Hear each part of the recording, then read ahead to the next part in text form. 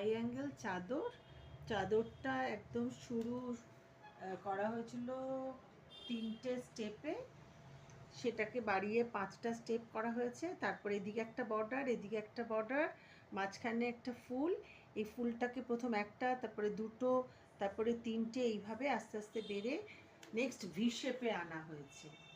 এই চাদরটা শুরুটা এরকম, এই চেন দিয়েই চাদরটা করতে হয়। প্রথম 2টো চেন নিলাম, তারপরে এরকম নিলাম, তারপরে এইভাবে নিলাম, নিয়ে এটাকে লক করে দিলাম। এইভাবে কন্টিনিউয়াস করতে গেলে প্রথম কুরুশে চেন শিখতে হয়।